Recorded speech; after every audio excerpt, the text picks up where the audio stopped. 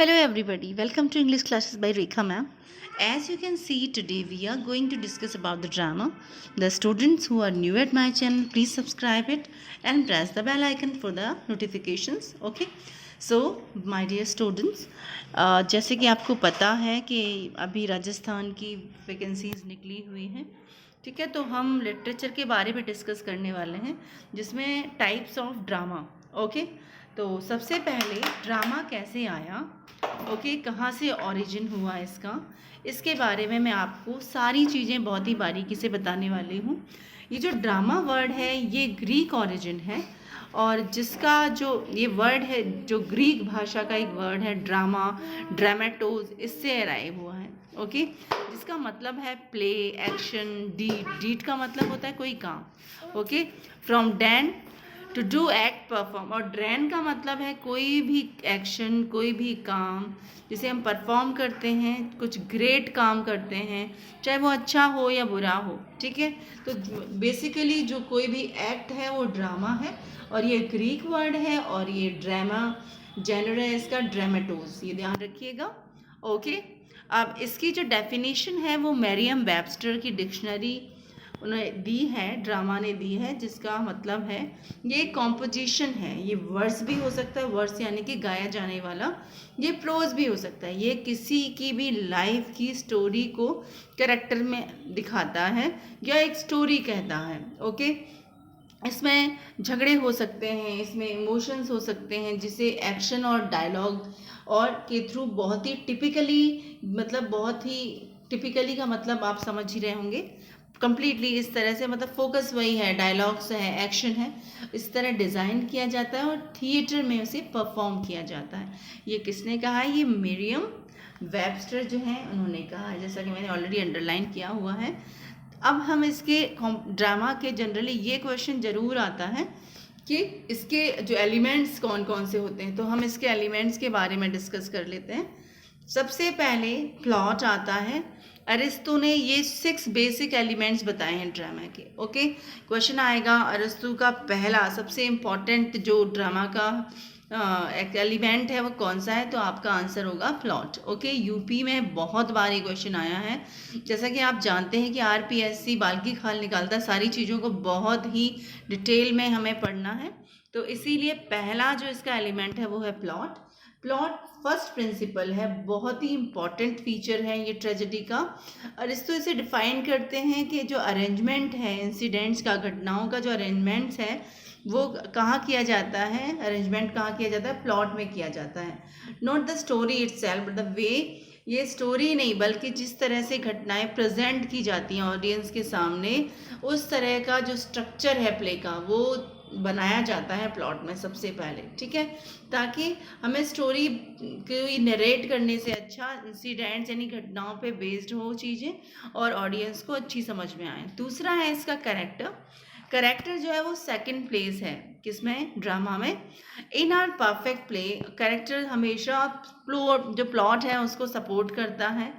इसमें क्या होता है, बहुत ही personal motivations will intricately connected, यानी अंदर से जो पर्सनल मोटिवेशन होते हैं वो एक दूसरे से कंप्लीटली कनेक्टेड होते हैं, अंदर से बिल्कुल कनेक्टेड होते हैं, जिसमें कॉज और इफेक्ट यानी कि किसी चीज़ का कारण क्या है और उसका फिर उस पर क्या प्रभाव पड़ने वाला है, इसको एक्शन से दिखाया जाता है। चेन ऑफ एक्शन यानी बहुत सारे एक्शन जब एक साथ होते हैं तो उसे चेन ऑफ एक्शन कहते हैं, उससे दिखाया जाता है। यानी आप इसको अंडरलाइन कर लेंगे कि इसमें कॉज और इफेक्ट होता है, ठीक है।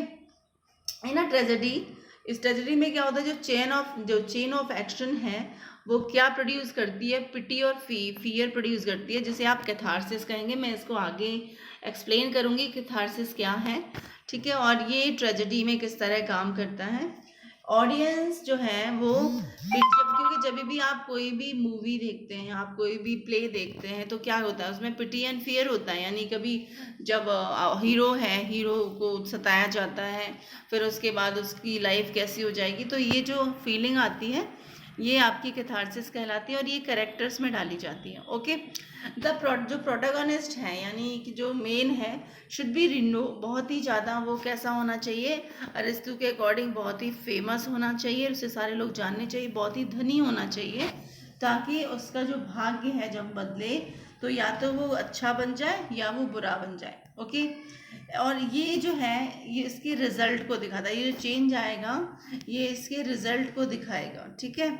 But of some great error और फैटलिटी, दुर्भाग्य से या कुछ ऐसे कमियों से, कुछ एरर से जो करेक्टर में हो जाते हैं, वो उससे उसकी लाइफ में जो चेंज आता है वो हम इसमें डालते हैं करेक्टर्स में। इस तरह के जो प्लॉट होते हैं मोस्टली पिटी और फियर ऑडियंस में क्रिएट करते हैं। पिटी जो अरोज होता है बाय अनमेरिटेड मिसफॉर्च्यून, यानी कि बिना सोची समझी चीज़ों से जब कोई दुर्भाग्य से जब अरोज हो जाता है दया। And fear by the misfortune of a man like our self, अपने आप फियर डर भर जाना, यानी कि जब कुछ बुरा हो जाए हीरो के साथ, ठीक है।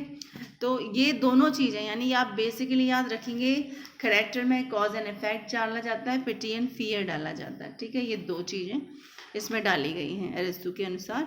और जो करेक्टर कहाँ से होगा, बहुत ही रिनोड होगा और प्रॉस्पेरस होगा। ओके, अब नेक्स्ट आते हैं थॉट। अब इसका थॉट कैसा होना चाहिए? Thought is the third importance and is found where something is prove to be और नॉट टू बी। ओके, जो जनरल मैक्सिम है इसका एनंसिएटेड होता है। तो तीसरा क्या है इसका? तीसरा है thought and this is okay. Next बढ़ते हैं आगे। नेक्स्ट इज हियर थॉट जो है, थर्ड क्या है? थॉट है हमारा important, thought is the important. So where something is prove to be और नॉट टू बी, मतलब कुछ हमें जब कुछ प्रूव करना हो, नहीं भी करना हो। एरिस्टो कहते हैं कि लिटिल अबाउट थॉट, बहुत कम कहा है उन्होंने थॉट के बारे में। व्हाट ही हैज़ टू से the associated with how speeches should reveal character, किस तरह से जो स्पीच है कैरेक्टर को रिवील करती है, इसके बारे में उन्होंने बताया है। ओके, तो समझ में आया आपको? थॉट में बहुत ज़्यादा नहीं कहा अरिस्तु ने, सिर्फ स्पीच कैसे रिवील करती है कैरेक्टर को, सिर्फ ये बताया। डिक्शन, डिक्शन यानी कि होता है हाव भाव। The fourth element is diction, चौथा एलिमेंट क्या है? डिक्शन है। ये एक्सप्रेशन है किसी भी चीज़ का वर्ड्स में विच इज़ वो बहुत ही प्रॉपर और अप्रोप्रिएट होता है प्लॉट में। इसमें कैरेक्टर्स होते हैं, ट्रेजेडी की होती है, ठीक है। इसमें ट्रेजेडी का एंड होता है। इस कैटेगरी में अरिस्टो डिस्कस करते हैं कि जो एलिमेंट है ड्रामा का वो बहुत ही स्टाइलिस्टिक होना चाहिए। ओके, तो ये हो गया आपका डिक्शन। तो डिक्शन में क्या इम्पॉर्टेंट है? एलिमेंट इम्पॉर्टेंट है और एक्सप्रेशन इम्पॉर्टेंट है, और वो किस में होता है? वर्ड्स में होता है। बहुत ही प्रॉपर होना चाहिए, अप्रोप्रिएट होना चाहिए, जो कि प्लॉट को, कैरेक्टर को और ट्रेजेडी के एंड को सेटिस्फाई करें। फिर आते हैं हम सॉन्ग के ऊपर। जो ये सॉन्ग है इसमें देखो, जैसे आप कोई भी ड्रामा देखते हो, है ना, तो थोड़ा सा जब भी खुशी कभी गम, उसके बाद जब कुछ थोड़ा सा एंटरटेनमेंट भी होना चाहिए, नहीं तो रोते रोते पूरी स्टोरी कोई नहीं देख सकता। इसीलिए इसमें सॉन्ग भी डाले गए हैं। सॉन्ग और मेलोडी जो है ये फिफ्थ कैरेक्टर है इसका। And the musical element of the coarse. Okay, और इसमें म्यूजिक होता है, लोग साथ में भी गाते हैं, ऐसा भी होता है। अरिस्टो आर्ग्यू करते हैं कि जो शुड बी फुली इंटीग्रेटेड। इसका जो प्ले है, एक्टर जो है, जो भी ये कोरस गा रहा है, बिल्कुल उसमें घुल मिल जाना चाहिए जैसे वही गा रहा है, ठीक है। Mere interludes but should contribute to the unity of the plot. Okay, तो सब जगह आप देख रहे हैं जैसे कि यहाँ पर भी प्लॉट के बारे में, यहाँ पर भी प्लॉट के बारे में। तो अरिस्टो सबसे ज़्यादा इंपॉर्टेंस किसको देते हैं? प्लॉट को देते हैं। ये क्वेश्चन बार बार आया है, मैं बार बार इसी बात को रिपीट कर रही हूँ, इसको याद रखेंगे आप। स्पेक्टिकल क्या है? जो दर्शक होते हैं, दैट इज कॉल्ड स्पेक्टिकल। जो लास्ट एलिमेंट है अरिस्टो का वो है spectacle. It is the production of spectacular effect depend more on the art of the stage mechanism than on that of the poet. although Aristo recognizes the emotional attraction of spectacle, he argues that superior poets rely on the inner structure of the play rather than spectacle to arouse pity and fear. Those who rely heavily on spectacle create a sense not of the terrible but only of the monstrous. अब इसमें क्या बोला गया है कि जो spectacled है वो जनरली क्या देखना चाहता है, बताइए। स्पेक्टिकल क्या, जो दर्शक है वो एक तो इमोशनल चीज़ें हों, ठीक है, वो चीज़ें अट्रैक्ट करती हैं स्पेक्टिकल यानी दर्शकों को।